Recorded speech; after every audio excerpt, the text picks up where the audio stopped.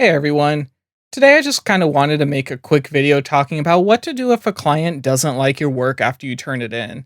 This is something that's caused me a lot of distress, I guess you would say, and so I just kind of wanted to make a video sharing my techniques on how not to let it bother you and what to do if you encounter this.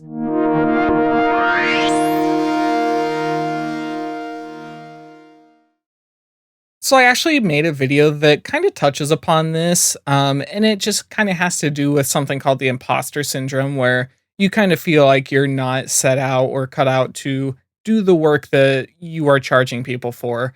So if you haven't watched that, I'll link to that in the description as well, just because that also has some good techniques. But today I more want to talk about just kind of what might happen when somebody says they don't like your work or they want changes. I know especially when I was starting out, this caused me a lot of restlessness in my life, and it made it really hard to let go of the job in between work. I know that, when you go and you turn in that order, if you're feeling kind of insecure about your work, you might start to feel like you didn't do a good job and that the customer is not going to accept the final project.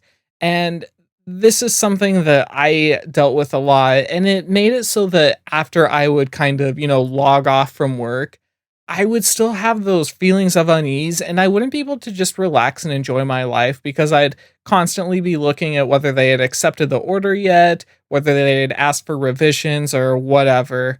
And it made it so that it was just really hard to enjoy my life. There were times that I would not be able to fall asleep wondering what was going to happen with an order or wake up early because I was, you know, subconsciously afraid that they were going to ask for a revision. And that's just not a healthy way to live. So there are some things you can do to kind of help you get over this, though. The first thing that I did that really helped me a lot was just to turn off notifications on wherever you're working from. So when I started freelancing, I used Fiverr, and at first I would let all notifications come through because I just thought, if anybody comes asking about an order or, a prospective client comes with a question, I want to answer it as quick as I can. But I quickly found that that's just not a healthy way to live because it's hard to turn off your work mind and just sit and enjoy life. So I would recommend turning off notifications. And once you log off for the day, just forget about anything to do with work. Whether a client comes back and wants changes or not, you need that space in your life to relax so that you can go into all the work that you do with a healthy mindset that'll make you do a better job at what you do. Um, so if somebody does come back to you, it's okay to not reply until the next day. And then once morning hits or whenever you're working again, you can reply to them and say, "Hey, I will fix this as soon as possible. I'm on it right now," and get it done. And that's probably the best approach I would say to take. One thing to remember is that a lot of people aren't expecting you to work around the clock. I've never had a client come back to me and just expect a job to be done right then and there as soon as they reply to me. Everyone's been very understanding and more than willing to give me the time I need to do the job right. Because at the end of the day, they just want the job done right.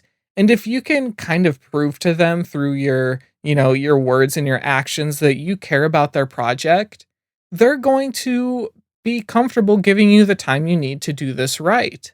So that's really what you need to do is just let them know that you completely understand that a mistake was made, but that you're going to fix it. That's the best way to get a client to come back. I've had a lot of clients where I've made mistakes or where they've requested changes that, maybe they just imagined the project in a different way and they still came back to me. It's if you make a mistake, it doesn't mean that the client is just going to leave you forever. So don't be worried about that. Those clients are really overwhelmingly understanding about this. And as long as you put in the effort to fix your mistakes, they're going to really appreciate that you've done extra work for them and came through for them when they've had something that they've wanted changed. Another thing I'll say is that I've never had a client just completely hate a project and want me to start over. Every client that's requested revisions has had little issues with it. When I first started out, sometimes I wouldn't get all the audible criteria completely correct.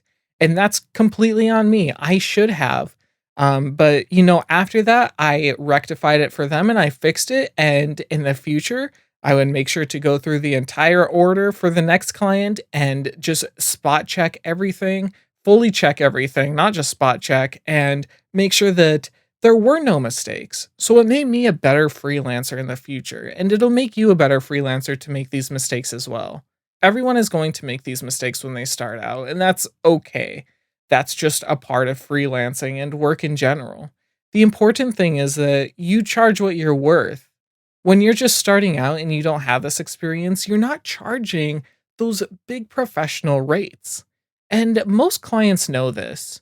Of course, you're going to have some picky ones that expect the world for basically no money, but that's not realistic. And honestly, they're probably not the clients that you want returning anyway. So if if they're not understanding of this, just fix the errors and get past that order and get back to the good clients, because the ones that are understanding are the ones that are going to come back, and they're the ones that you want to come back. The biggest thing I want you to take away from this video is that nothing you do can cost you your job. You know, you might have one customer that is just completely unhappy and never comes back to you. That's really rough, and the feeling that you let them down does kind of hurt.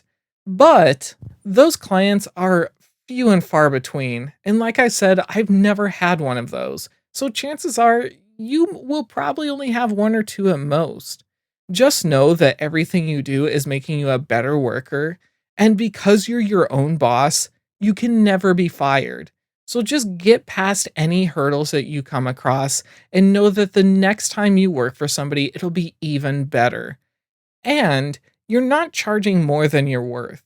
Once you clear these hurdles, that's when you can start charging more, and you should charge more.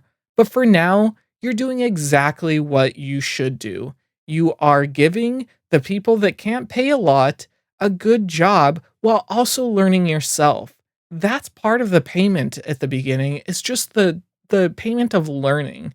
And that's important to remember. So I guess that's really all I have today. This was, kind of a rambling video maybe, but it's something that I do still deal with a little bit. So I wanted to make a video kind of sharing it with you so that you didn't have to deal with it alone either. If you want to watch more videos about freelancing, stick around the channel. And if you like this one, please like the video and subscribe to my channel. It really helps. If there's any videos you want me to talk about in the future, let me know in the comments and I'll be sure to reply to you, and keep it in mind for our next video. Thank you a lot, and I'll see you next time.